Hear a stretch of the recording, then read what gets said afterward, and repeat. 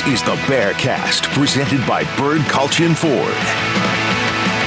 Bird Culchin Ford has been in Waco since 1936. Ford is the #1 selling truck in Texas 43 years running. The Bearcast is also presented by WellMed Medical Management and USMD Health System Dallas. Here's Craig Smoak and Grayson Grundhoefer.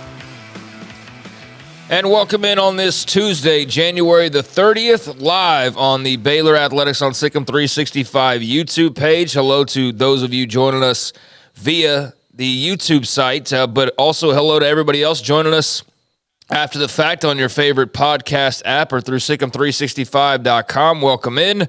Our weekly sit down every week to talk Baylor Athletics has arrived once again. Hello, everybody. I'm Craig Smoak, Sikkim 365, joined by Grayson Grundhoefer, and also behind the scenes, pushing all the right buttons and making us sound good is Garrett Ross. And we have a busy show for you today, as just a little while ago, less than an hour ago from when we started this broadcast, the Big 12 released their full schedules for the 2024 season. We've known for quite some time who the opponents for each team would be in this first year after the departures of Texas and Oklahoma. It is certainly, I think, the initial reaction of a lot of people when they see these schedules to see, oh, wait, there's no Texas, there's no Oklahoma. And some teams last year got a little taste of that because you didn't play both of them. But this year, it is truly the new Big 12, Grayson Grundhoefer. So we're going to dive into that. Also have some recruiting to get into, as well as your mailbag to close the show out as always. But first things first, I guess, how are we doing this week, man?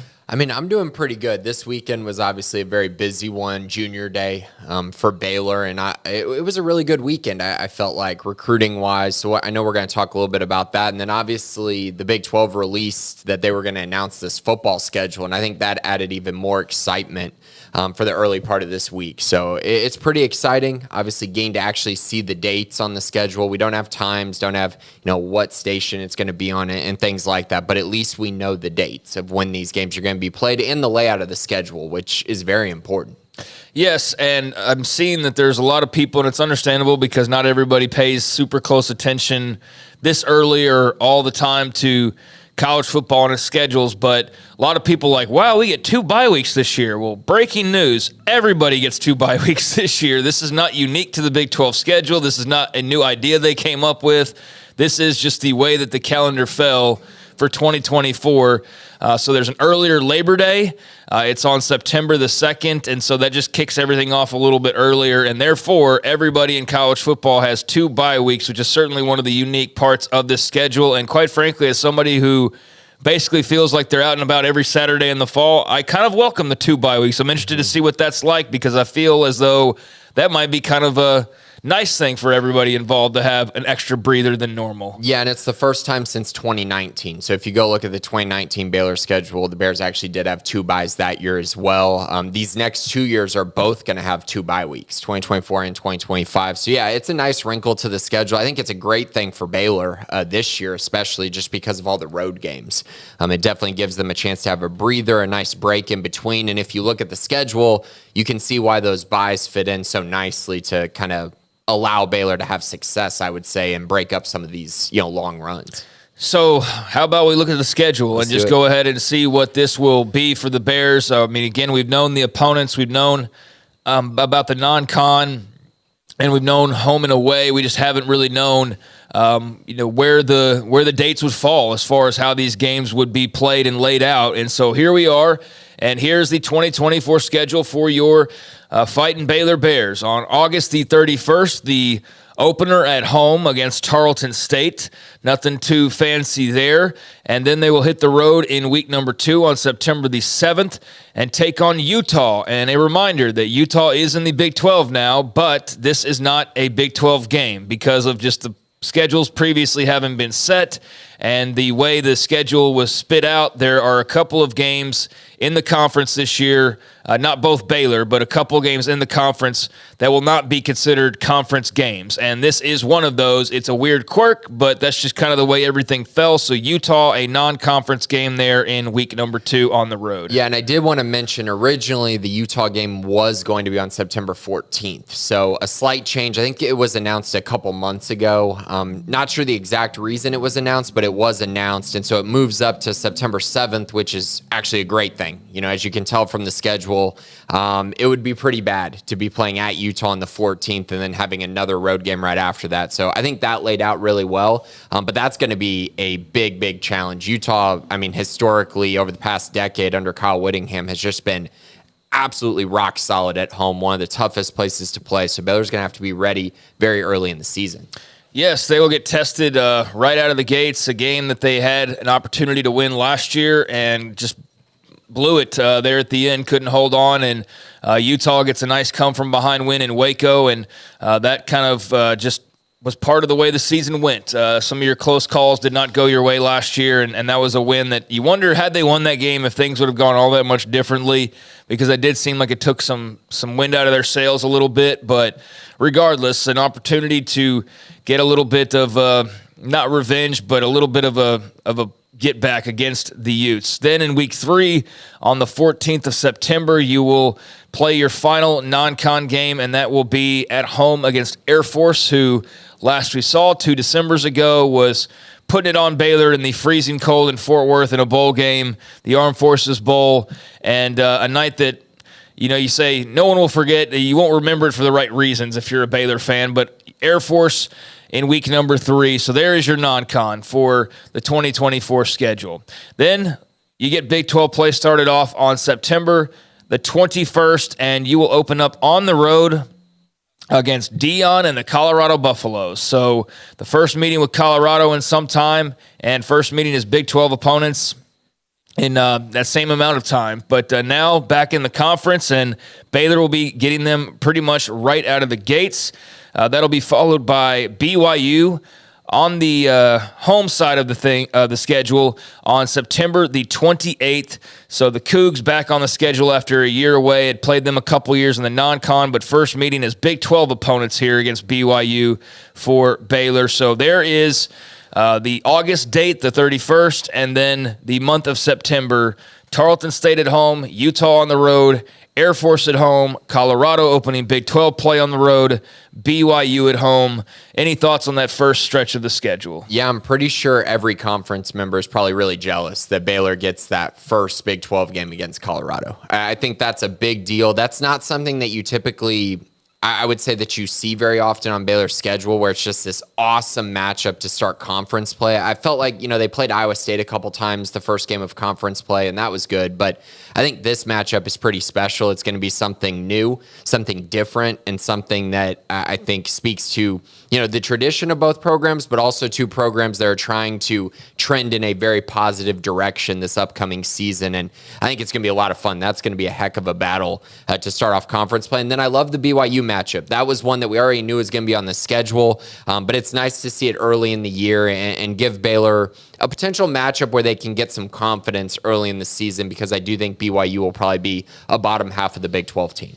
So they get those 4 to start things off. You move to the month of October, and it is Iowa State on the road to open up the month of October, Jack Trice Stadium on October the 5th. And so 5 straight games to start the year, and then there hits their first bye week of the 2 bye weeks. That will come 6 straight, actually. 6 straight, right? 1, 2, 3. Yeah, 6 straight. Sorry. Yeah, 6 straight games to start off the season before the first bye week. And then you finally get that first open week following Iowa State. And so a little bit of a breather at that point. And man, I'll tell you what, 6 games in, I mean, you could be sinking or swimming already at this point, and you sure as heck better have your head above water, because if not, then, man, it could get really ugly in the second half of this season. Even though there's another bye week coming up, it's not your traditional second half, but still, those first 6 games, I mean, at Colorado, at Iowa State, BYU, at Utah, Air Force, even as a non-con, I mean, you have to respect them at this point, especially after a couple years ago. So, dude, I mean, you could be like 3-3 very easily. You could be 2-4 if you're not careful. And shoot, if you're 4-2, you actually probably feel pretty good. I mean, especially in comparison to this past season and how up and down that was. So yeah, I mean, if you're 3-3, you're probably feeling good after last year. Yeah, I mean, last year was just a complete disaster. I will say, I don't find any of these games not winnable, but I do think these are some major challenges. Having to play at Utah is by far, in my eyes, the toughest game on the schedule. And so to have that the second game of the year, that's going to be a huge challenge. I will say, though, we're going to dive into these bye weeks a little bit, but that stretch that we're about to come up to in the month of October and early November is very intriguing. But the fact that you have all these multiple bye weeks in there could be huge for the Bears. But that first 6-game stretch is going to be probably make or break the season, I would say. You're going to know what Baylor is after those first 6 weeks. Yeah, you should have a pretty good idea. You'd have already had road games in Ames, Boulder, and Salt Lake City, right? So yeah, you'll be road tested halfway through the season for sure. So you'll come back from that first bye week, and it is Texas Tech on the road in Lubbock. So there's a rivalry game, so to speak. And I noticed there's a lot of BYU fans like flipping their lids about, oh my God, how did they not put Utah and BYU on rivalry week? And it's like the Big 12 doesn't have like a big rivalry week. That's not the way that it works. Spread out. So they're like, how disrespectful, and just it's like, man, we're gonna have to get used to like new people learning new things, and it's kind of annoying, honestly, but it's also understandable. But I just seen a lot of like Utah and BYU I can't believe the conference did this to us, and it wasn't intentional. There's no big rivalry weekend. When do they think the rivalry week is? The last week of the year? Yeah, it's like the last week, and they expect it to be like all the big teams playing each other, and I think part of it is the Big 12's probably trying to ensure that they have their games on the best TV stations possible, because that's typically when the channels are going to be loaded up with a lot of the SEC and Big 10 rivalry games, and so yeah, if you want to put it there, that's fine, but then don't be about it when you're playing at like 11 a.m. on ESPN2 if neither one of you are very good, So there are catches to that. But yeah, that's been one of the eye-opening things, is to see Utah BYU fans be like, why are we not on rivalry week? But there are a lot of interesting rivalries. My point in saying all of that the Big 12's clearly hoping to develop and wanting to be bigger than it has been. And I just wonder where Baylor and Texas Tech could fall as far as rivalry games go in the new Big 12, because there's a lot of common interest and crossover there. But it will be Texas Tech to start that second half of the season, or second portion of the season. I guess it's actually 3 phases to the season. So this is kicking off phase 2. That'll be followed by Oklahoma State at McLean Stadium on October the 26th. Then you stay at home, back-to-back home games, and it will be the TCU Horned Frogs, and that will close this second slate. But that chapter at Tech and then home against Oklahoma State and TCU, that is a very interesting little middle 3 games on the schedule as well. And they needed that sandwich between 2 bye weeks. I think that fits in perfectly. Those 3 games are going to take a lot emotionally and physically out of Baylor, I would think. I mean, those are just, they're basically all 3 rivalry games. For the most part, and TCU and Texas Tech obviously being the 2 most notable there. But that TCU game is going to loom large. And I was just kind of looking at the schedule, and really the only rivalry games that are on the last weekend of the year, you got Arizona State. That's one. That was a protected rivalry, just like Baylor by the and Big TCU. Yes, those are. And remember, everybody was complaining, well, why are there only these protected rivalries? And, right. Yeah. And then Kansas and Kansas State is 10:26, which is another protected rivalry. But then Farmageddon is on 11:30, which I know is not going to be a consistent one. But over the next few years, it still will be there, and they're getting it on rivalry weekend. Baylor's getting their rivalry on the second. But I like that. I think the Baylor-TCU game is going to get a lot more attention if it's not on the last weekend of the year. So that makes a lot of sense. I know I wrote a piece earlier last week, and that was one of the things I was looking for. If they don't have TCU-Baylor the last last weekend of the year, maybe they can put on a weekend where it's always going to be that weekend. So if it's the first weekend in November, I think that fits really, really well with kind of the schedule layout and just kind of the notoriety and adding to the brand of that game. Could be really cool. But in general, on this schedule, I like that these 3 games have a bye week following, because I do think it's going to test the Bears a lot. And again, this is the stretch where it goes from, we know if you're a good team or a bad team after the first 6 weeks, and then we know if you're a contender or if you're not over these next, 5 weeks with those 2 byes. Yeah, 6-3-3 is the way it's set up. So we've gone through the first 9 games. You'll have the 6-game stretch, bye week, 3-game stretch, bye week. So that second one, once again, Texas Tech on the road, which who knows? They certainly smell blood in the water after bludgeoning Baylor last year, but we know how that went for Baylor. Baylor beat the mess out of Tech in Lubbock and then turned right around and got smacked. So now 1-1, so to speak, in this new era of the rivalry with these head coaches. And so going back to Lubbock, and that should be always, I think, kind of a feisty game. Yep. You would think, even though Tech put it on them pretty good and Baylor put it on them pretty good the year prior. But new teams and new stakes and a new-looking conference for sure, so that'll be fun. Oklahoma State always has Baylor's number. Doesn't matter the year, doesn't matter the roster, doesn't matter anything. And they jump up and get them every once in a while. But here lately, Oklahoma State, and I know Big 12 championship game, there will always be that. But Oklahoma State has an affinity for getting their number in the regular season more often than not, it feels like. And so that one will be a good one at home. And then TCU, obviously, we know how that goes. So that's a very interesting little middle stretch right there. Yeah, and Oklahoma State's going to be the homecoming game. That's been officially announced. Okay. So that's going to be a good matchup, I think, for homecoming for Baylor. And yeah, Oklahoma State's beaten them, a few times here and there. I think Oklahoma State really is, what they've done is they've smashed Baylor a couple times, really beaten them badly. And then obviously TCU has definitely been the team that's had their number for years now. That's been a real challenge for Baylor and something they absolutely have to flip this year, or at least soon. I mean, that has to change. So then it's down to the final 3-week stretch, and we'll see where they are here in terms of needing bowl eligibility. Do they have 6 wins by now, or are they needing 1, 2, 3 wins in the final 3 games? Who knows, but it will start off after that bye week, the second bye week, on the road against West Virginia, who is expecting to be pretty good after last year, but we'll see. Then another road game. So back-to-back road games in that final 3-game stretch, and this time going to Houston for the first visit as members of the Big 12 together. Last year, Houston with the big win in Waco. There at the end of the game, Donovan Smith with the touchdown that sent the Cougs crazy and really just sent Baylor further plummeting into despair with the way that season went. But that was a black mark for sure, or an ugly black eye for sure on the tail end of the season. So going to Houston and then closing things out on November the 30th, back at home for the first time in 4 weeks. They will face Lance Leipold and the Kansas Jayhawks, who for all we know might be in the Big 12 title run race.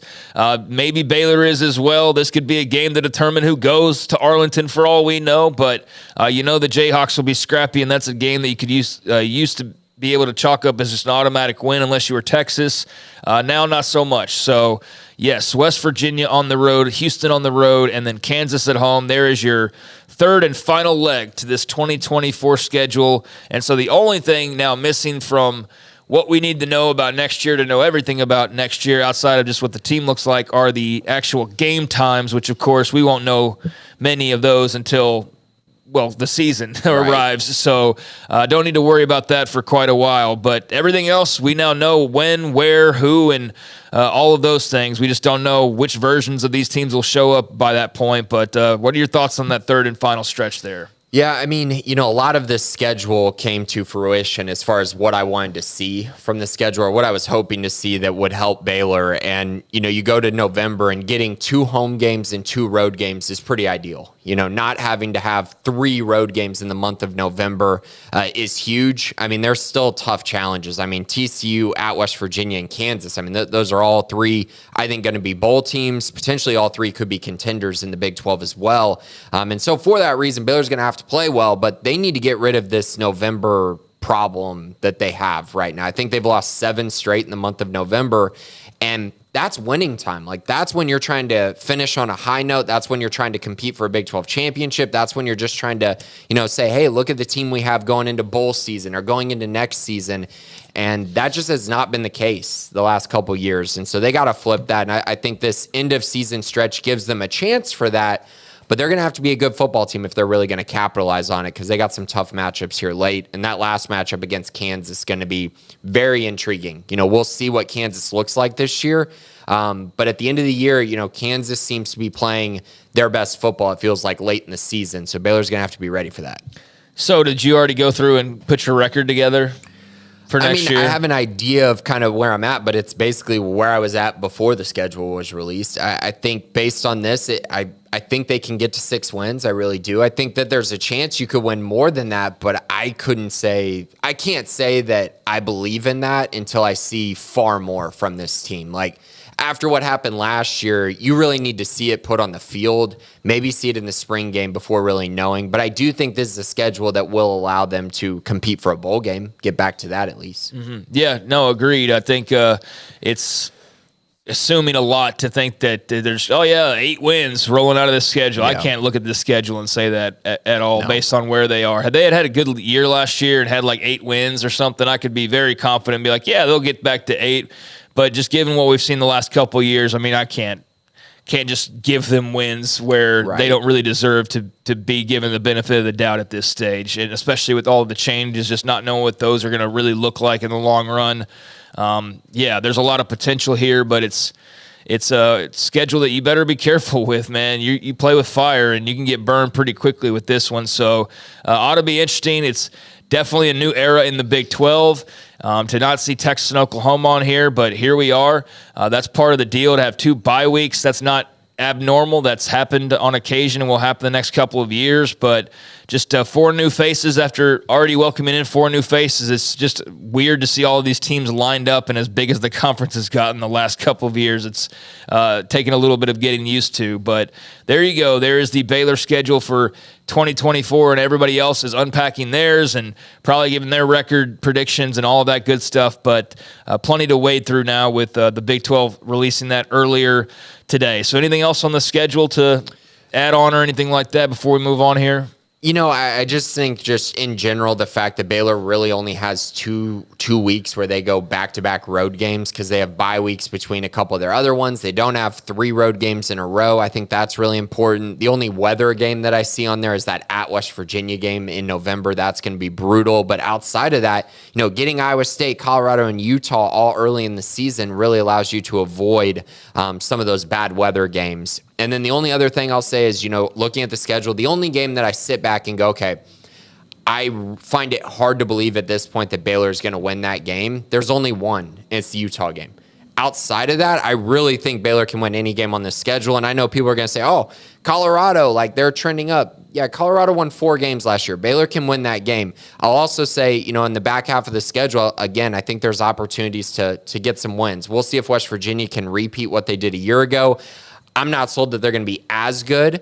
And then Houston, I think Baylor can maybe take advantage of that as well. So I do think, again, this schedule lays out pretty well to get back to a bowl game.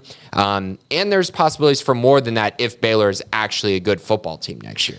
Yeah, which remains to be seen. They've made a lot of changes, and they've seemingly addressed a lot of issues, but there's just not really any certainty until we see it actually in full HD and full 4K next year, and we'll have a lot of time to talk about it and speculate as to what all can happen and occur to lead them in certain paths to a great record or to a middling record or to even a bad record, and what all that will look like. But we'll unpack all that over the next few months. So there you go. There's at least a good look at what to now expect, and you can book your road trips accordingly. If you're those types of fans that get to travel around or go on one road trip maybe, now you can start to get all of that worked out. So that's always fun as well. All right, so there's the schedule.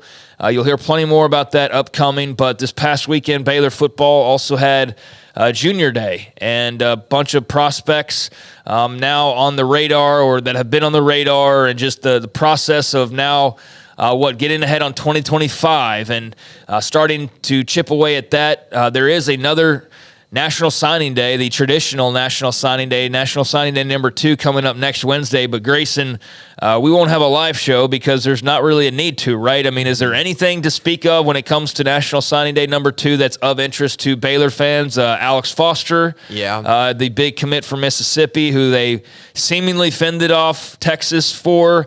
I know that he's pledged and repledged, but is this him actually signing next week? Is that the big thing to look out for? What are we talking about when it comes to Baylor and National Signing Day number 2? Yeah, 2 prospects to keep an eye on for signing day number 2. Alex Foster, the defensive lineman out of St. Joseph there in Mississippi. I mean, this guy is a monster. I think so I've had him as the top rated prospect in this class for a long time now. He finally got a rankings bump actually today. He's now a 94 overall rated prospect on On3 and a top 152 prospect in the entire nation. The number 1 player in the state of Mississippi, according to On3. So he got a huge jump up. Obviously, he would be a massive get for Baylor if he signs. Currently, I believe that's going to be the case. I think he's going to sign with Baylor. Texas made a push. They lost their defensive line coach, so I don't think that's going to happen. I know Michigan State offered, and other schools have had conversations with him, but I would find it hard to believe that he flips with this little amount of time left. I think that Baylor is going to be where he signs, which, again, that would be huge for this Baylor program. The second thing to note, Josh Lair, the safety out of Fort Bend Marshall, he got released from his national letter of intent with Washington once Kalen DeBoer took the job at Alabama. So now he's open. He's looking around. I heard multiple schools, whether it's LSU, Texas A&M, a few others have definitely been talking to him and trying to get him to commit to their class. Baylor as well. And Baylor's been doing some work there trying to get him to be a Bear. And that would be a huge pickup in the 2024 class. He's a 4-star prospect as well. One of the top safeties in the state of Texas and a guy who I know the Baylor staff would love to have on their roster. Matthew Pallage, Dave Aranda, the 2 big recruiters there. Specifically, Pallage has had a great relationship with him. I've mentioned him a couple times, but kind of a newer update is Dave Aranda and Matthew Pallage did go by Fort Bend Marshall yesterday. And actually, multiple coaches were at Fort Bend Marshall yesterday. A couple offers went out to that school, but they were also there to see Josh Lair. So a little bit of an update there, but that's where things are kind of at with him right now. But that would be a huge one. I mean, to get Alex Foster to sign a 4-star and then to essentially flip another 4-star prospect to their 2024 class would probably change some people's perspectives on how Baylor did in my eyes. And it should. It'd be huge. Yeah, it certainly would. I mean, bump you a little bit. Not going to make you a top 25 class all of a sudden, but it would improve what is otherwise a very unmemorable class when it comes to ranking and star power and things like that. I mean, they can always turn out to be a class that can say after the fact, told you so, and chip on the shoulder and go out and win a Big 12 title and, middle fingers to the doubters. But that also means that they've done a pretty remarkable thing, and that's going to take some time to go and do that, improve that. So until that's otherwise done, there's going to be a lot of people who doubt this recruiting class or are not very impressed by it. So to get Alex Foster and potentially Josh Lair and add a couple 4-stars would definitely spice things up a little bit for this 2024 class. So there's that. And any doubts about Foster? I mean, I know Lair's up in the air right now, but what's the percentage on Foster that you're feeling right now at the moment? Yeah, I mean, every conversation I've had with him feels like it's 99% Baylor. Every conversation I've had. Now, could things change? Could conversations be happening over the next few days that, I don't know about, and then he decides to flip? Sure. I mean, it happened with Austin Novosad. I mean, it can happen, but at this point, I feel pretty good that he's going to end up being a Baylor Bear. He really hasn't said anything that has told me that any other school is really even on par. And so that's where it's kind of like, it would just have to be completely off the radar, I think, and just completely a flip of the switch over the next couple days. All right. And one other note I wanted to make mention of about the schedule before we move on. I didn't mention this with BYU, but Gary Bohannon will be the quarterback for BYU when they roll into Waco, or at least is scheduled to be the quarterback for BYU when they roll into Waco in week number 5. So I didn't mention that when we were going over the schedule, but that's also an interesting note that I just saw somebody else mention. Nicole from local TV, Nicole Sheeran. It's like, oh yeah, I forgot about that. Gary's at BYU now, so that'll be an interesting return to McLean Stadium. I just wanted to add that on there. Before we move on to now junior days, another part of the coin when it comes to the recruiting front, and now it's a lot of eyes on 2025. So last couple weeks, we've had an opportunity to talk to some of Baylor's newest assistant coaches, and I put out a write-up on the website yesterday with the Jake Spavital interview and all that he talked about and went over, and they were out on the road recruiting and are still winding that down, and you can tell it's kind of getting to that point where they're like sort of tired of it at this point. He had not even met his players but one time before this past week when they started football school, but from the time he was hired basically at the end of November, early December, to here we are, it's the end of January. That's 2 months basically, and he had like one meeting that was very brief with his quarterbacks and players, and that is basically it. Everything else has been recruiting. So they're finally starting to get into football school, which means a very limited amount of instruction time, but it's at least laying the seeds and starting the foundation building for next year's team. So there is that going on. But he also was out on the road recruiting not to sew up the 2024 class, but to get started on 2025 and 26 and 27. And that's where we are now with this staff, having basically had their class wrapped up for a good amount of time here. So we've addressed signing day number 2.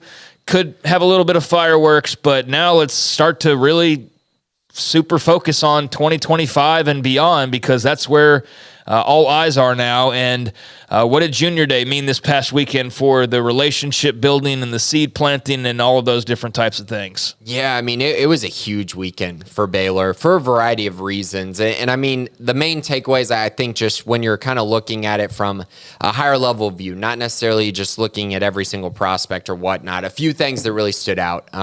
The Keenan Hall effect is in full go. I mean, that guy, what a recruiter he is. What a hire by the Baylor staff, because how many prospects mentioned him, I can't even count. Like, they all talked about their relationship with him, what he means being at Baylor, how much that adds to their interest with the Baylor program, how much more, even more comfortable they are, with Baylor because someone like Keenan Hall is at Baylor. I mean, it is spectacular to watch that and hear that and listen to everything that these recruits say, the guys in the Dallas area specifically, and the guys at the running back position. He just does a great job relating to recruits, and I think that that's going to add a whole lot to what Baylor's trying to build in this 2025 class, which the expectation is that it's a very good one. And I think Keenan Hall is going to play a huge role in that. That was a big part of it. I think that, Garrett and I talked a little bit about this after Junior Day, and just mentioned the fact that, a lot of the recruits talked about, Dave Aranda changing his approach and changing the NIL approach. And then you also looked at, how's Baylor selling to recruits? And one thing that we heard a lot was just these talks about how Baylor's not going to be a school that's expecting guys to transfer. And recruits love that. And recruits mention that a lot. So this simple fact of, yes, Baylor's bringing in NIL, and that helps. That's a massive plus and something that actually gets you competitive with a lot of the top prospects in the state. But then you also dive into the fact that Baylor wants to develop their players. Baylor wants to bring in guys who they want to be there for 3, 4, 5 years, and not just go into the transfer portal for guys. And they don't want to see guys leave the program, as evidenced by this past season when they had a really bad year and everyone was saying everyone's going to leave the program. And not really. Like, Blake Shape and Drake Dabney left, and they were replaced by DeQuan Finn and Michael Trigg. So it wasn't like this huge monumental shift of losing a ton of your guys. Baylor's able to retain a lot of those guys. And I think when you're a program that focuses on development, these prospects love that, because it speaks to the loyalty of the staff and it speaks to how they feel about you as a person, not just a player. And I know people make fun of that quote, but prospects love person over player. They absolutely do. And it doesn't mean that Baylor doesn't want players on their team, doesn't mean that they don't want studs on their roster. But what it does mean is that this Baylor staff actually cares about the players that they're recruiting. And that was just another big part of the entire weekend. So those were some of the main things. I think outside of that, you got to know kind of what positions Baylor's really targeting, whether it's wide receiver, offensive line, the front seven on defense, obviously very important as well. Baylor kind of addressed all those needs by getting guys on campus. So, yeah, I mean, Craig, we can go through a few different things, but those were some of my just higher level thoughts on kind of what happened. All right. Yeah, I mean, we've got a good bit of time here. I mean, if there's anything important that you want to pass along as far as notes go, then by all means, because we have a little bit of basketball to talk about and a few mailbag questions, but for the most part, we've got time. So. Okay. I guess let's start with the two Chapel Hill prospects. Yes. I think those are big news items just because both are committed to SMU. Yeah, currently. And Keenan Hall, you could tell, was subtweeting them quite a bit over the weekend. And I saw both of these guys play at McLean Stadium, as a matter of fact, in the playoffs. I guess that was the semifinal round to book a trip to state. My future brother-in-law is a Chapel Hill grad, so he's very familiar. And I went out to meet him and my sister at McLean. I guess it was a couple months ago, and they got beat up in the state championship game, but both the players you're about to talk about are pretty good. And yes, Keenan Hall is all over these guys. It was very evident on Twitter this past weekend. Yeah, so it's Demetrius Brisbane, which is, I mean, if you watch Chapel Hill, you're going to see him playing quarterback. He is an absolute monster. He does so much for them, throwing the ball and running the football, but I do believe he's more of a defensive back prospect for Baylor, a safety guy, but in general, a great athlete, can play all over the field, has offers from Texas, Michigan, many others. I think he's got like 15 offers currently. And then Chapel Hill running back Ricky Stewart, another 4-star prospect, again, has offers from everyone. They form that dynamic duo there at Chapel Hill. He's got offers from Alabama, Oregon, Michigan, TCU. Again, a very good offer list as well. Both these guys are currently committed to SMU, but I think both are probably going to change. I just feel like both are probably going to make a move elsewhere. That doesn't necessarily mean it will be Baylor. But I will say that when Keenan Hall made the move to Baylor, Demetrius Brisbane told me that he wanted to play for him, that was big for him to play for Keenan Hall. And so that makes me think that, something could be in the works there potentially. I think that Baylor made up a lot of ground there with him and with Ricky Stewart, and definitely gave them something to think about, right? That doesn't necessarily mean it's going to happen today or tomorrow, but I do think that it's something to keep an eye on because Baylor made up a lot of ground, and that just awesome relationship with Keenan Hall is something very unique that Baylor does offer because he was their lead recruiter there at SMU. As far as Brisbane goes, I just want to mention this because I think these numbers are absurd.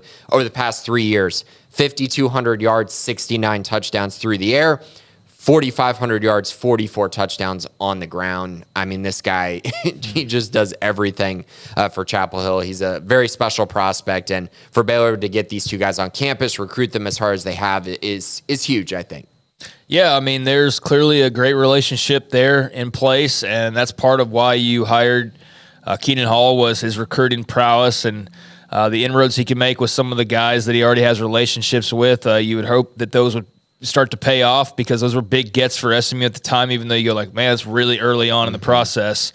But yeah, if that hire ends up swaying a couple of stellar athletes like that over to your side, then that's great. That's fantastic news. And I think that I have no insight whatsoever. I just laid out a Chapel Hill tie, but no insight whatsoever. But I don't know. It seems to me like they would be open to the idea and are obviously going to listen to what Keenan Hall has to say. So, yeah, something to keep an eye on for the Bears, it would seem like. Yeah, absolutely. As far as other stuff, I think, mentioning the edge position, it's been a position that Baylor obviously was recruiting in the transfer portal this time around. It's really a position they haven't gotten, I think, the kind of production they want. And I know they've had Garmin Randolph for quite a few years, and he's been productive at times. They had William Bradley King. They had Byron Vaughns. Like, they've had guys, but there hasn't been a whole lot of stability there to go along with elite production, and I think they're really trying to fix that. And when you look at the visitors that they had on campus, whether it's Kamarian Morgan, who is, I mean, a borderline 5-star guy. That guy's a top, 75 prospect in the entire nation. To get him on campus, have him, come into the studio and talk about Keenan Hall and talk about, how big that is for Baylor to have him. Him talking about, Dave Aranda saying that, the program's changing and they need guys like Kamarian Morgan in their program. I think all of that speaks volumes, and to have a guy like that on campus is huge. But it wasn't just him. I mean, Chad Woodfork, another top 75 guy out of Summer Creek, another edge prospect. Smith Orogbo out of Alif Hastings, a guy who not a lot of people know a ton about, but they're learning, because over the last 2 weeks, the guy's just absolutely blown up on the recruiting trail. And when you look at those three guys, you got three guys who I think are high-profile four-star guys by the time their recruitments are over. And Baylor had all three on campus, so that was huge as well, to go along with a couple other guys at edge. So they really focused on that position. They focused on the offensive line with Coach Chris Kabelovic finally on campus for this junior day. That was a big focus for them. Linebacker, a position they've struggled at. They really addressed that, brought in a lot of guys. And then wide receiver, another position where they've struggled with depth and high-end talent, honestly, at times. And so I think they're trying to find guys that fit the new offense really well, and also give them maybe some elite bursts, some elite traits as four-star prospects. They had multiple on campus. Yeah, well, with all the new coaching hires, and it'd be one thing if you were doing it and you had like 4 or 5 years to plan it out, but you also know you're kind of in a time crunch as well to see all of this comes together and whatnot is going to be really interesting. But in talking to these new hires over the last week, I mean, Chris Kabelovic, just a wily offensive line coach, and I think he's excited to be here. They're going to obviously look a little bit different. I mean, with the wide zone, you didn't have to have like your big prototypical tackles, and you could kind of do things a little bit differently. So I'm just curious about how their approach sort of changes there and the types of guys they're looking for. At wide receiver, Jake Spavital said to us, and I had this in the article, that he went back and watched all of the tape from last year, which was he learned from the Larry Fedora mistake of to not have watched the film, and then you throw a product out there that's not very good, and you get a lot of backlash for that. But Spavital has watched the film from last year, but he seems encouraged by the guys they have in that wide receiver room, but he even pointed them out. Like the running backs, I don't think you blink twice about that room. Tight ends, you feel fine about. Quarterback, obviously they've addressed that. It's as good as you're going to get with what you have right now. But O-line, what does that look like? And probably the biggest question is, that wide receiver room. They brought in a couple transfers to add some experience, but at the same time, there's a lot of young guys that we've been talking about for a couple of years now that it's like, I don't want to talk about you for another couple of years. Like, it's kind of now or never. Are you going to turn into a star? Are you going to turn into a big playmaker? Can this offense be the thing that squeezes that out of you, or just maturation-wise, or guys like Hal Presley ready to take another big step? That's a very curious part of the puzzle, and maybe just in general, this offense helps them to do that because of just the way that it emphasizes their talent. But, tight end, wide receiver, offensive line, and then linebackers. I think those have been the issues that you think of when you think of the roster and question marks and production, and seems that remains the case for right now as well. Yeah, and this is the class to address it, right? You had the transfer portal to try to address it for this season for immediate, rewards, and I still think they could address these positions moving into, after spring. But this 2025 class is really going to provide a nice baseline for talent, for development, and for just the future of this program. And it's something that they're definitely focused on. It's something that's been hyped up over the entire offseason about this 2025 class. And now it's time to just get a bunch of guys committed and really, come together with a really strong recruiting class. We'll see if they're able to do that. They're off to a great start with 5 commits already, including a 4-star quarterback in Adam Schobel. So, you can't really complain. 3 offensive linemen as well. So they've done a really nice job. But again, it's all about how you finish and how you really, how this whole process goes out, and then how the final results look. So we'll see how that goes. But I will say this junior day is one of the most promising junior days I've seen, probably the most promising as far as the talent that was on campus and the reactions that I got from it. Well, that's good, because while it's not probably as big of a deal as it was once upon a time, I think it is still as big of a deal for a school like Baylor, because your best chances, I think, to build something are to actually get guys early on and to build off that. And I know that there's the NIL portion of it and getting your roster picked off here and there, but when you talk about all the guys that came back, and the foundation and the things you want to build off of, you got a pretty good group that all decided to come back en masse. And now it's kind of time to follow it up with some big young recruiting and a big splash in the in the form of your 2025 recruiting class, because the last couple of years have kind of been and you want to just build off of that and keep that foundation going. So, they managed to hold on to what they had, and now what can they add on, and what kind of excitement can they generate and drum up when it comes to 2025? Because there's a lot of, you can tell already, a lot of promotion and a lot of talking about how good the class is going to be and almost wishing that it will be, or wish casting that. So they're starting to get the drums going, but let's see them now go out on the trail and put together a nice class and have that as a nice addition to this foundation they've been laying for the last couple of years. So there you go. There's some Junior Day discussion, a lot more of that, a lot more info over on the website for premium members on sikkim365.com as the 2025 class gets off and running in terms of being the focus now for the most part for the coaching staff moving forward. So there is that, and we'll get back to football in the mailbag, but I think that's pretty much all the football right now, and we'll touch on hoops before we head into the mailbag. And for the Baylor men, that means talking about 3 straight losses, and just brutal losses at that. Just one game a week ago as they had a little bit of a breather because of the way the schedule was laid out. And you had just come off of back-to-back losses against Kansas State on the road and Texas on the road. And last week had an opportunity to really bury Texas and Rodney Terry to some extent, not entirely, but you had a chance to throw some good dirt on them. And instead, you can't finish out, and Texas gets a big win there at the very end of the game, and that hands you your second loss after losing in overtime to Kansas State. So surely they bounce back against TCU, right? Nope. 105-102, Frogs win in triple overtime at the Foster Pavilion, and it is now 3 straight losses for this Baylor men's team, by 4, by 2, and by 3, and 2 of those games overtimes, but this one triple OT. Grayson, they just, they cannot finish to save their life, and it is now 3 straight losses after 5 straight wins, and so suddenly you're hovering around 500 in Big 12 play. And now you got this week coming up tomorrow night. It'll be UCF on the road, Johnny Dawkins and company. And then you've got Iowa State at home this Saturday. But they're about to hit a stretch starting with Iowa State of 4 straight top 25 games.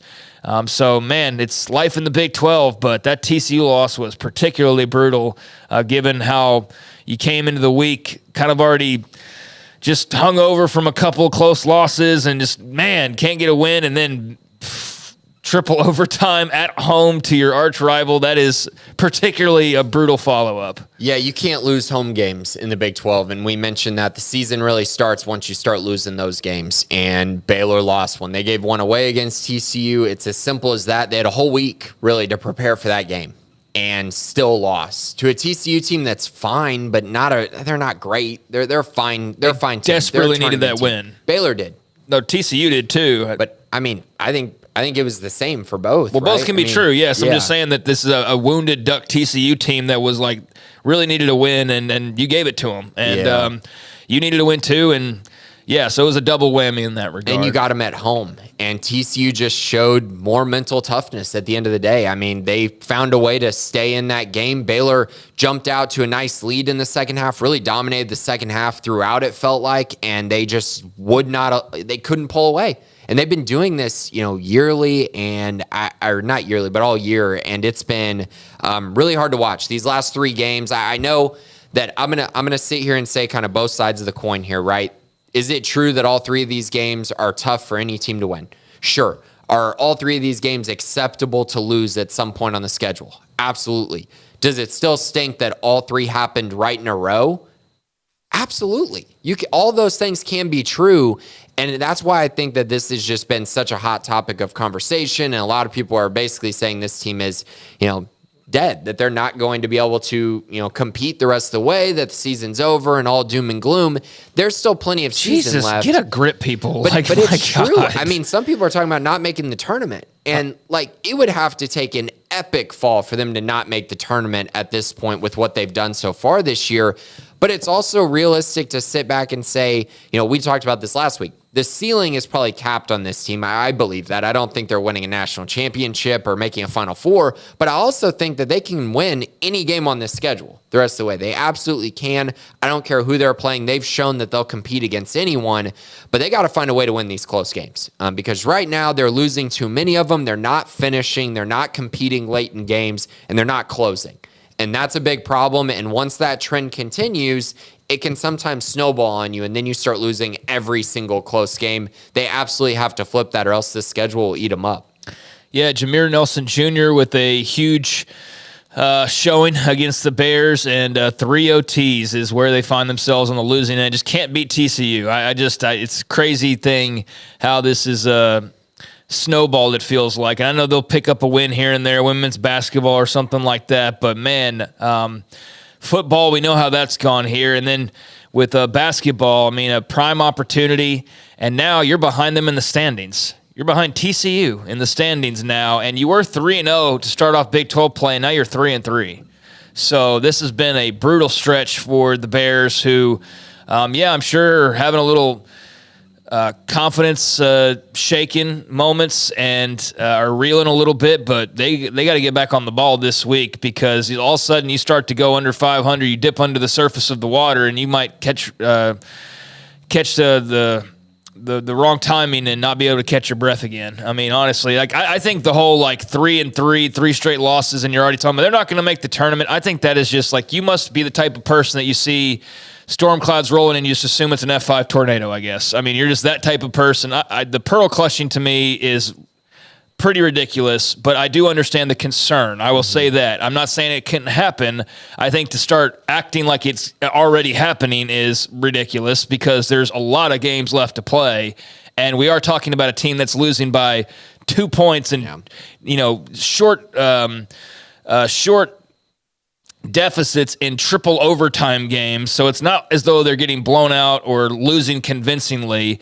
They're losing close games and they can't finish. Now, if they don't turn this around, then yes, they're going to find themselves unable to recover and if they let this continue to slide. So I understand the concern there, but by no means is the season over or can they not climb out of a hole. But yeah, it's not been good. That's for sure. It's been a bad run. Yeah, and so, I mean, last week I talked about the fact that Baylor probably needed to be 6-3 if they wanted to compete at the end and actually potentially win the Big 12 championship, and they can still get there. I mean, UCF has been way better at home than they have been on the road. They've been terrible on the road, but at home they beat Kansas. I think they've only lost once in conference play at home to BYU, but Baylor can win that game. And then you got 2 really tough matchups, but again, they're at home versus Iowa State and Tech. I think Tech's a little bit overrated. Baylor should win that game, but that Iowa State game is going to be massive. That's a game that I think I circle on the schedule and go, okay, if Baylor is actually a contender, if Baylor is actually a team that is going to fight and make a tournament run potentially, they got to win that game. It's at home against an Iowa State team that I believe to be a surefire top 15, maybe even a top 10 team in the country. They've been really, really good this year, and Baylor's going to have to match that level of intensity and hopefully match that home court ability because we've seen Iowa State do a great job at holding serve at home so far this year. So still a lot to look forward to, but Baylor's going to have to make the adjustments this week and come through with a really, really big week against UCF and Iowa State. Yeah, have to beat UCF for sure. I mean, I feel like you have to beat them. If you lose a borderline top 10 team, that's understandable. You still really need to beat Iowa State, but you cannot lose to UCF on the road. That would be a killer. And then you're looking at what is a record that would become 3-4 and then 4 straight top 25 games as it stands right now. So, and then that's followed by a couple of road games and some more top 25 teams, and that's where you could find yourself in the midst of that slide of where I will join the naysayers and say, okay, yeah, there's I know there's 10 games left, but dang, they're now 3-7 or whatever it is. Then yeah, we'll join that party. Right now, they're at that tipping point where you're still okay, but you can't screw around too much more or you could find yourself falling over the ledge. So there is reason for concern. There's also reason for optimism that they can finish. They can find themselves getting some pretty big, nice wins that will overcome the recent losses. But it has been a struggle, and it's been hard to watch them not be able to close games. So here we go this week with UCF on the road coming up on Wednesday, and then Iowa State, number 12 team in the country, to follow on Saturday. So that'll be a fun little stretch there. And then those Iowa State games and then Tech right after that, both at Foster Pavilion. So I know there's already concern about Tech fans at Foster Pavilion and what the crowd's going to look like and all of that. Still a couple games away, but that's just next week. So we'll see how all that plays out. Meanwhile, on the women's side of things, it has been, at times for them, a bit of an up and down run as well, but getting a big win over Oklahoma State this past Sunday, following up on their tough, close loss to Kansas State a few days prior. So got a little bit of a breather themselves and able to come back and go on the road and get a nice win over the Cowgirls up in Stillwater. So now it's a little bit of a waiting game until Thursday when they will take on the Texas Longhorns. And that's always a fun matchup, always an interesting matchup with UT. But the Baylor women now find themselves at 16-3 overall and 5-3 in conference play. They also have a big honor that will be coming up that we can talk about as well. But Baylor women just kind of chugging along and looking good, but a lot of season still left to play out for Nikki Collin and company. Yeah, I mean, a really nice win, I think, and something, again, they're trying to kind of get back on track. So to go on the road and get a win like that, the last two road games that Baylor played in against Iowa State and Kansas did not go well. So to kind of get their mojo back on the road, I think was a big piece of the puzzle, even though Oklahoma State is pretty mediocre. They're like 11-9 on the year. Yeah, they are 11-9 on the season. And so, it's nice to get back on track. The huge matchup against Texas, a game that, Baylor already beat them once on the road. So the Bears should have a nice chance to win that game. We'll see. Texas has been playing better than Baylor as of recent, but that's going to be a huge one for sure. The good news is the schedule does loosen up a little bit. BYU and Houston follow that Texas game. So if they can get by Texas, they should have a nice chance to maybe go on a 4-game winning streak, which they definitely need just to get that, again, get back in that groove of winning and potentially being a top 10 team. Yeah, they're 16-3 overall, number 13 team in the country. They're the third highest ranked team in the Big 12 of the four teams that are ranked. But Texas is one spot above them. So you're playing somebody that's right there in the same spot basically that you are, and they're actually one game above you in the standings. So multiple opportunities here to close some ground or gain ground or just get a nice win. Nice top 25, top 15 win for Nikki Collin and company. But K-State out in front, 9-0. Number 2 team in the country right now are the Wildcat women. Then you got OU at 7-1. West Virginia, Texas, both with 6 wins. West Virginia's got one less loss at 6-2. And then there's Iowa State at 6-3, and then Baylor at 5-3. So they're not quite in the middle of the pack, but you lose a game and you're going to find yourself squarely in the middle. You win a game and you're still floating up above near the top and staying in contention. But yeah, it would be huge to get a win over Texas coming up this weekend for Nikki Collin and company. So we'll be monitoring that as well as they close in on wrapping it up against the Texas Longhorns. Something to keep in mind now with these final matchups. There's always, we don't know for sure the conference tournaments and playing those teams, but yeah, starting to wind things down here with the last matchups. I guess we'll still have baseball, softball, and all that, but I am trying to remind myself of that because that'll be gone before you know it. So there's that nice win over Oklahoma State, and now they take on number 12 Texas. And at the same time, a little bit of news to announce that came out yesterday. The women's basketball program is going to be retiring Britney Griner's number 42 jersey coming up on Sunday, February the 18th, which is a home game against Texas Tech that will start at 3 p.m. out at the Foster Pavilion. And in a pregame ceremony prior to taking on the Lady Raiders, that is when they will retire Britney Griner's jersey. There was a write-up on it. It was actually Zach Smith from the Waco Trib had the report, and then 30 minutes later the story popped and they had officially confirmed that yes, in fact, they will be retiring her jersey. So write-up was put out and they had quotes from Britney and Mac Rhodes and Nikki Collin. This is something that Nikki Collin's been working on really since she took the job. She's been trying to repair the relationship with Britney and Baylor, and doing her part to build a relationship on her end. And so this is part of that process and part of the healing, I think, between Britney and Baylor after kind of being on the outs the last few years. And not so much with Baylor, but more just with Kim Mulkey was most of it. So now I think a well-deserved honor, greatest basketball player in Baylor history, Baylor women's history, for sure. And I mean, I don't think there's any build-up needed. This is a no-brainer in my eyes. So Britney Griner getting her jersey retired. Yeah, I mean, she's one of the greatest defensive players ever in women's basketball history. She's got the most blocks ever, I think, for her career still. And I think she got passed by Caitlin Clark recently on the all-time scoring list as well. So, I mean, just a remarkable career. I know multiple people have kind of been, I've seen a couple of people put out like their Mount Rushmore of Baylor athletes, and her potentially being on there. I think, she's definitely right up there in consideration. And she was an all-time great, and she had an amazing run at Baylor, won a national championship. Always felt like, I always look back and felt like they could have won another one, should have won another one. Didn't quite happen, but she got the one, went 40-0 that year. And I think in general, this is just awesome for the Baylor community. Great for Britney Griner as well. She's had her, struggles over the last year. And so it's really nice to see, her kind of get this honor, and obviously have a better relationship with the Baylor community and with the head coach and Nikki Collin. I think it's tremendous. And she was such a great, she just, everything about what she did at Baylor was tremendous on the basketball court. She was phenomenal.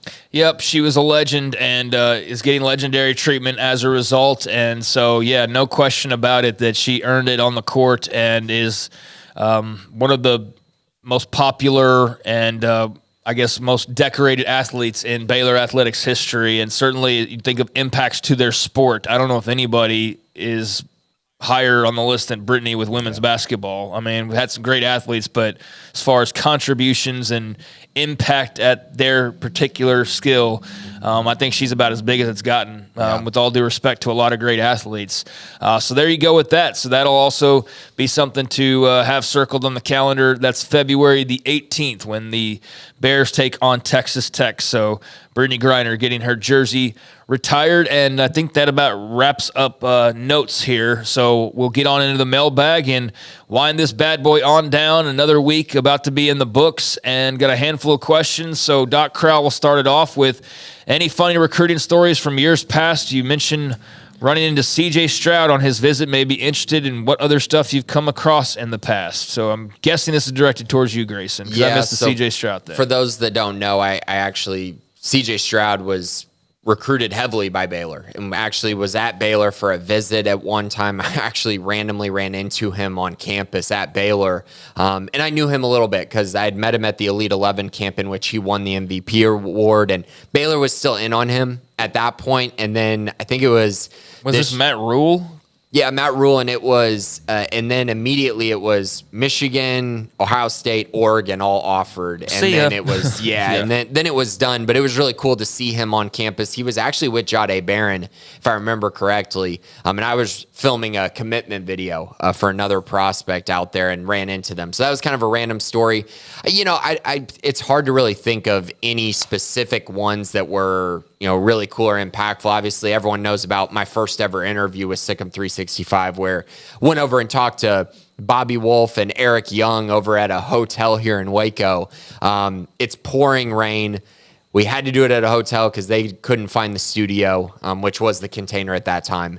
And they both told me, yeah, we love Baylor, not making any decisions anytime soon. Going to A&M tomorrow, no big deal. Okay, cool, great interview, nothing too crazy. The next day, Bobby Wolf commits to Texas A&M. So that was my first taste of recruiting there, recruiting possibilities and what can happen, and everyone laughed about that. So that was kind of my main one. I'd really have to sit down and think about it. I mean, there's been a lot of guys that I've been around who are now, NFL guys, which has been cool to see, but not really any stories outside of, those couple that I can think of just kind of off the top of my head. I'll try to think of one. If I can figure out another one, I'll tell that story later on. But the CJ Stroud one is really cool, especially with where he is now. It's very, very cool. Yeah, I think a lot of things would have been different had he been able to somehow find himself at Baylor, but certainly, yeah, got a lot of offers right after that, as you mentioned, and the rest is history as far as he and Ohio State and now he and the Houston Texans. But a lot of history still left to be made. What an incredible player. Would have been a great representative, too, for any school, but for Baylor, I could definitely see where he would have fit in with his faith and things like that. But, recruiting stories, there's a ton of them out there. I've never chosen to follow the recruiting beat awfully closely, like as closely as a Grayson or other guys in the industry of like the day-to-day, because I don't think I had the patience for it. Yeah. I don't think I've had patience for some of the games. And there was a time, it's gotten better, but there was a time where the games were like kind of out of control with just the mind games and the playing around with visits and things like that. Like I just don't have the patience for it, but there are a lot of interesting recruiting stories out there, especially if you come across somebody who's been in the industry for a long time. You can really, over a couple beers, get the stories flowing. Yeah, I mean, if someone starts talking to me with a beer and we start talking about Novosad's recruitment, that's one that obviously was a huge one. I mean, there's been so many where a guy, flips or something happens. I mean, Isaiah Hookfin, that was another story. One. There's been a lot. It's been an interesting ride, but those I probably need to keep to myself. Some of the off the podcast stories for the most part. Have you heard of any of the new guys making impressions with the off-season workouts? Nothing too drastic yet. I mean, it's early. It's just football school right now. So, I mean, there's a lot of lifting, and you can kind of get a taste of that with the strength and conditioning Twitter, kind of seeing who's won the day or whatnot at various positions. But no one specific is just, oh, man, we already know this guy's going to be an all-conference guy. Like, we'll get to know that in the spring. But right now it's more just about getting to know the new staff and kind of getting your body right for the spring. Yeah, there's a lot of getting to know right now with these new coaches. And like I mentioned earlier, and I mentioned in the Jake Spavital article, they've mostly been on the road since they were hired. So now it's starting to wind down, and they're getting a couple days a week to be around the players in a limited fashion. So a lot of very early teaching going on and getting into the installs and just getting to know like the offense and the things that they're going to be doing on defense and all of that. So it's still very, very early, but this is a good time of year to follow like the strength and conditioning account. You'll just see their updated kind of charts that they throw out there from time to time. I don't know what kind of a regular schedule that's on as far as when they release those, but you'll see kind of who's doing well in the weight room, and take from that what you want. It doesn't always turn into a great indicator of things to come, but it is something to monitor and follow on who's standing out amongst the pack. But a lot of just workouts going on at the moment. Who would you project as starting linebackers next year? Right now, Matt Jones and the JUCO prospect that they just landed, Keaton Thomas. Those would be my guesses for now. Scotty B. the Baylor King, thank you, Doc. On a scale of 1 to 10, how surreal are you that Britney Griner will have her jersey retired? For me, it's a 10, and so I remember nearly every game in the Farrell Center was packed to the brim when she was at Baylor. Yeah, I mean, it's very high up there. I'm not the biggest women's basketball fan. I'm not going to lie and say I went to a ton of games, but I did see her you were telling me your NBA, WNBA mock draft before the show started. Yeah, you're right. I'm hiding it a little bit, but no, I mean, she was so fun to watch, and so I'm going to put it at 10. I mean, she deserves this. This is incredible, and every time I watched her, it was just like, oh my gosh, she's different than everyone else. Yeah, I don't a scale of 1 to 10. I mean, I don't know in terms of it being surreal, because I know that this is something they've been chipping away at and working on, so I'm not really shocked by it. It's not as though it came out of nowhere. Nikki Collin, pretty clearly, ever since she took the job, was trying to repair that relationship. But yeah, it's a high score just for the simple fact that it's taking place, Scotty, and I think it's a good thing for both parties, and hopefully it's a great turnout. Brittany, made an impact here, and hopefully the people who enjoyed watching her all those years can be there and cheer that ceremony on when it occurs coming up here against Texas Tech. But yeah, it's a day that, I don't know if it ever would have come if somebody else was still here. I wonder how long that would have taken had Kim Mulkey still been the head coach, and if that ever would have been repaired, I don't know. But different era, different ownership, so to speak, and the program's in different hands, and so they've made this move to honor Brittany, and I think it's great, and hopefully it leads to a lot of positive things. Billy 21, are there any accolades or not of how the transfers are adapting to the regimen of the weight room and related attitude betterment of Baylor? Not again, too early to tell, I would say. We'll get more into that during the spring, I would think. Yeah, Billy, just circle back, maybe put that in the notes and a reminder for like 1 month from now or something like that, and maybe we can shed a little bit more light for you. Do you surmise that there will be any commits from the fabulous Junior Day activities? I think so. I think there'll probably be one or two, I would think. Did some of the Junior Day visitors come to Baylor with a ho-hum, just another visit, and left with fantastic attitude? Thanks for your review and comments. Well, thank you, Billy21. Yeah, I mean, there were some guys who I would say I wasn't sure if Baylor was really on their radar or high up on their list, and I would say that the visit definitely changed that for a lot of these prospects. Again, it was a great day, a lot of great activities, and the relationships building at Baylor right now are very special. Just a Bear in Frog World, what do you guys think happens to the NCAA after the media rights deal for the tournament expires in 2032? No idea. You got thoughts on this, Craig? Yeah, I mean, not really long thoughts, especially pressed for time, and that's a long ways away, and yet it's not. But I don't know. I mean, I think it's clearly a situation where there's some changes to basketball and its place and how it's functioning and where it all falls under the umbrella of college sports. I mean, there's certainly talk from Brett Yormark about the potential for more when it comes to basketball in the Big 12, right? And maximizing that more monetarily, but there's not really a clear answer to how to do that just yet. So we'll see. But yeah, I don't know if there's the big breakaway, right? What happens to the NCAA tournament, or is that basically all the NCAA is at some point of just that's what they do is the tournament, or is it? I don't know. That's the thing is I don't know. I'm just as fascinated as everybody else, just a Bear and Frog world. So check back on that at a later date, and we can dive more into that. But that's part of just the greater realignment picture in so many ways as well. And just I don't mean realignment just for conferences like Arizona coming to the Big 12. I mean just the whole operation at the Division I level of college sports in general. I think that's all being realigned right now, and that plays into your question. And so, yeah, I don't know. I don't see a clear answer to that question right now. Master Pierce, MPH, Akinjo versus Dennis. Who are you taking in a close game when you need a big bucket the most in the final minutes? If I need a bucket, I'm going to take Ray J. Dennis. If I need a stop, I'm taking James Akinjo. That's kind of how I view it. All right, that's fair. Talk to me about how big of a thing it is for Griner to have a good relationship with Colin. Does this help our recruiting angle at all to potentially get a solid center player for next year and years to come? I mean, I think it's really cool that there's a relationship, and the only way this happens is them having a good relationship. But I don't think it really helps in recruiting, to be honest. I think it's too far in the past for it to be something where they need to make sure that Nikki Collin has a good relationship with a player she didn't even coach. I just don't think that really translates all that well. But I do think it's nice that if you have visits and if Griner's on campus, she could talk to recruits or something along those lines. That might be kind of cool and beneficial. Yeah, I mean, I think it could pay off in various ways down the line. But as far as, turning into getting a big-time center, I don't know that necessarily will be the case, but having a good relationship and you can point to Britney and Britney can point back and it's not like anger and hatred or whatever, then that's always positive, that she'll speak positively about the program and maybe nudge somebody who's listening or influenced in the right direction. That certainly can't hurt.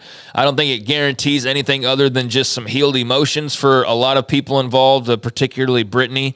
Obviously there's other parts of her relationship with that whole era at Baylor that is off Baylor's hands and will have to be figured out somehow or another. But I just think it's good and healthy to have them, on the same page, and the school she went to embracing her and her embracing the school back. And, if that turns into some recruiting wins down the line, that would be great, but not banking on it or guaranteeing it. Mikey, which running backs on our roster are best fits for the new offense? Yeah, I think that Dominic Richardson is probably the fit when I look at what has he done in the past. Has he proven he can run in this offense and various things like that? I think that he's probably the best fit for what we know. But I also think Dawson Pendergrass has shown enough that you can see how his skill set would translate to this offense very well. So those two I'm definitely intrigued by. I think Richard Reese is actually going to be better in this offense than he was in the last one. I know people have concerns about him making people miss in the hole. But if a hole is there, we've seen the explosiveness and the burst that he has, which is exceptional and definitely different than what they have on the roster. Also, Jamal Bell, the Nevada transfer, he had 32 carries last year, so he could be a guy that comes in as a change of pace back and a pass catching back out of the backfield for this offense as well. And Mikey will close us out with his part 2 question. Any chance Jordan Jenkins gets his chance to finally show what made him so great in high school? And has Jordan Neighbors already moved back to wide receiver? Seems that way based on his athlete bio on BaylorBears.com. Thanks as always, gents. Well, thank you, Mikey. So I guess first, Jordan Jenkins, any chance he'll show some of those Lindale flashes? It's just getting so late that it's hard for me to expect him to just take over the reins and be the guy at running back. I don't know who he's going to pass up on the depth chart at this point. So I don't know. That's where I'm at right now. Jordan was so good at Lindale, but it just hasn't all come together for him in college quite yet. I'm hopeful for him, though, because he was awesome and electric at Lindale. As far as Jordan Neighbors goes, yeah, I mean, we mentioned this multiple times. I thought with the new offense coming in that Neighbors would move back to wide receiver, and I think during football school, he's been primarily focused on that. All right, so there is your final question there from Mikey, and thank you again, Mikey and Master Pierce and Just the Bear and Frog World and Billy21 and Scotty B and Doc. As always, appreciate the questions, everyone, and if you ever want to be a part of the mailbag, then just look for the thread that Grayson posts each week at the beginning of the week, typically titled Bearcast Questions, and you can get your question in there, and we will get to it so long as time allows. But the schedule release for football, we know everything but the times now and the networks, but that'll all come in due time. Football school starting up, winter workouts ongoing for football, and obviously some up and down for men's and women's basketball, but a Baylor legend now back in the good graces, I guess, and getting her jersey retired in Britney Griner. So a lot of news these last few days. Grayson, anything before we head out here? No, just be sure to check out Sikkim 365 Premium if you haven't already. Lots of recruiting news, notes. We got tons of notes on football, different articles on that, and then, of course, basketball. All the basketball you could possibly want at this point. Be sure to check it out on Sikkim365.com. Yes, I have a write-up on Jake Spavital from our interview a few days back, just to give you kind of a refresher on him and being at Baylor and the offense and things like that. And I'll have a couple more of those types of stories coming up with the new coaches over the next few days. I'm thinking about maybe just doing like a little quick thoughts on the schedule type of a thing. Yeah. I'm sure we'll have some articles like that across the staff as well. So a lot of content coming your way. And if you haven't already, signed up for the premium section of Sikkim365.com to get all of that. And if you don't mind, if you're watching us on YouTube or via podcast, hit the subscribe button, whichever platform you're on, but particularly on YouTube, hit that subscribe to Baylor Athletics on Sikkim 365, and also hit that thumbs up button, and we would appreciate that very much. But that'll do it for us this week. Thank you to Garrett Ross behind the scenes as always, and we will not be back together next week because of the Super Bowl and all of that. So I think Grayson's going to be flying solo for National Signing Day number 2. We don't have the big live show because there's not a lot of activity, but we will keep you up to date on all those things, and we'll have information flying your way no matter what. That's for sure. So, Grayson, appreciate you as always. Thanks to Garrett Ross. Thanks to you for listening and watching. And until next time, I'm Craig Smoak. This has been the Bearcast on Sikkim365.com.